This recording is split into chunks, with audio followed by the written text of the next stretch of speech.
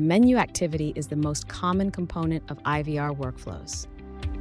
The menu activity prompts callers with messages and manages routing based on caller input. You can route calls without options from a menu, such as using DNIS or hunt groups. However, the menu activity is the most common activity used in contact center workflows. To add a menu activity, from the toolbox, right-click the menu activity, drag and drop on the workflow designer between the answer and hang-up activities. The menu is populated with 3 default branches: timeout, invalid, and failure. Timeout and invalid have default configuration that can be changed in properties. To modify, right-click the menu branch, select Properties. Invalid attempts default setting is 3. If a digit is entered that is not programmed, the attempt is considered invalid. The invalid attempt routes the call down the invalid path. By default, a message is played asking the caller to try again. A go-to activity can send the call back to the top of the workflow and play the message again. If after the default 3 attempts, the caller has not entered a valid selection, the call is sent to the failure branch. The call routes are based on the failure branch configuration. We recommend the failure branch. Transfer the call to a person to help in routing the call. The timeout default allows the caller 3 attempts to enter their DTMF option. If DTMF is not entered after 3 attempts, the call is sent to the failure branch and will route as specified. A 5-second default is set for the no-digit timeout. If no selection is made for the no-digit timeout, a message is played and the call continues down the timeout branch. The call routes to the go-to activity, which replays the instruction prompt to the caller. Instructions must be assigned to prompts. The prompts hold the messages played to callers, giving them instructions to press digits for certain options. To assign instructions, right-click the menu branch, click Properties.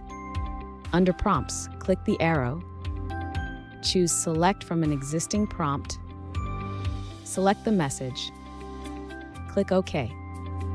The prompt has been assigned to the instruction. For more information on how to create new messages and audio files, please see our additional videos.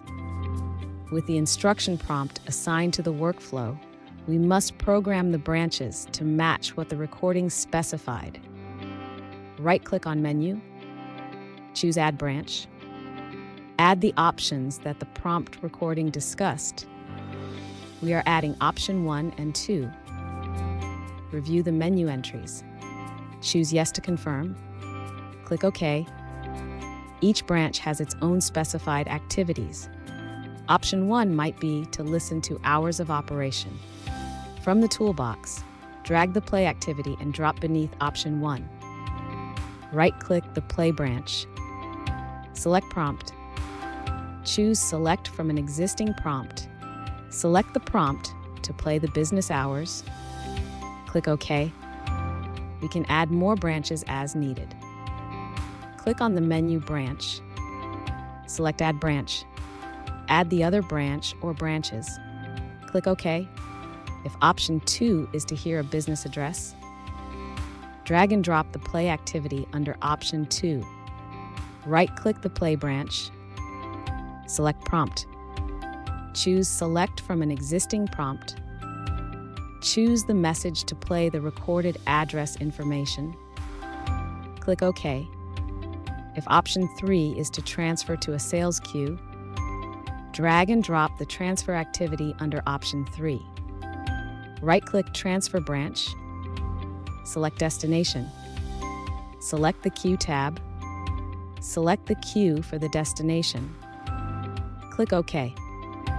The option a caller chooses determines their experience. Identifiable names make it easier to review the programming of the call routing. To change the menu option names, left-click the default name or change the name in the Properties section. Right-click on the menu, Select Properties tab. Barge in stops the message playing and processes the digits the caller selected. If disabled, the message plays in its entirety before the caller's DTMF input is accepted. It is recommended for important messages that need to be played in their entirety to disable barge in. In-between digit delay is used when a caller enters more than a single digit number. The default is 1 second. It's recommended to set the in-between digit delay to 2 or 3 seconds to help callers who have trouble entering digits on their phone.